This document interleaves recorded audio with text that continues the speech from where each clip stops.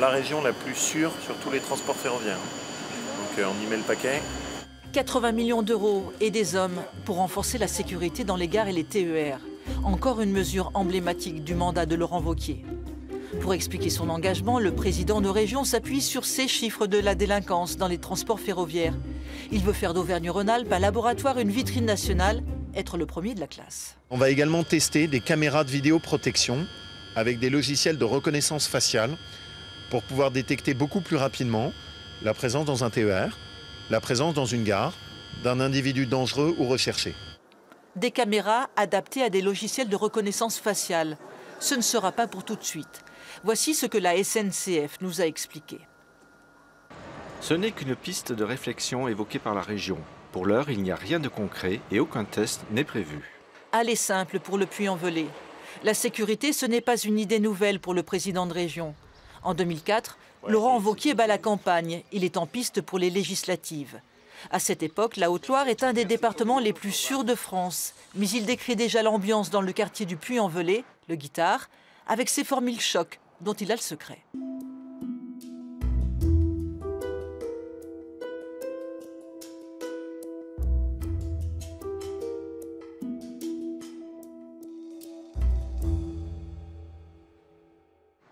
En matière de sécurité et dans d'autres registres, Laurent Wauquiez a de la suite dans les idées. Pour son ami de l'école normale supérieure, sa qualité est ailleurs, et ceci explique cela. C'est quelqu'un, je dirais, qui est très prospectif, qui a vraiment un intérêt pour les réflexions aussi de long terme, y compris, je dirais, c'est quelqu'un qui n'a pas peur qu'on lui présente des idées un peu originales.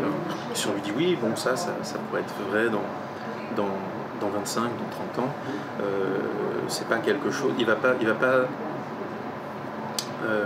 rejeter une idée parce qu'elle n'a pas un ancrage immédiat dans la réalité. Pour moi, ça a été un parcours de libération progressif. Quand j'ai été élu jeune député à l'Assemblée nationale, je me suis prêté à ce jeu un peu médiatique où, au fond, on cherche plus à plaire à ceux qui vous interviewent qu'à dire la vérité de ce qui se passe. Et puis, petit à petit, voilà, je me suis libéré, j'ai décidé d'arrêter de me taire, au fond, d'assumer le courage de dire et surtout, j'espère, le courage de faire. Les portiques de sécurité, cela vous rappelle quelque chose? Au niveau sécurité, ça permet quand même de savoir qui est dans l'établissement. Ce n'est pas non plus le système infaillible, puisqu'on peut quand même passer la carte, il y a des barrières qu'on peut escalader, mais c'est quand même une sécurité supplémentaire, donc un point plutôt positif. Plus de sécurité dans les lycées, ce ne sont pas les parents qui seront contre. En plein état d'urgence, Laurent Wauquiez en fait la promesse. Les lycées publics et privés de la région seront tous équipés de portiques ou de tourniquets avant fin 2017. Mais on est encore loin du compte.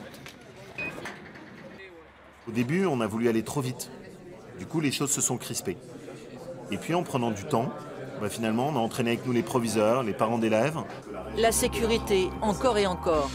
Au lendemain du terrible accident de Millas, entre un car scolaire et un TER, il interpelle le gouvernement. C'est un engagement mutuel, permettant de débloquer en urgence de notre part 50 millions d'euros pour investir sur les passages à niveau.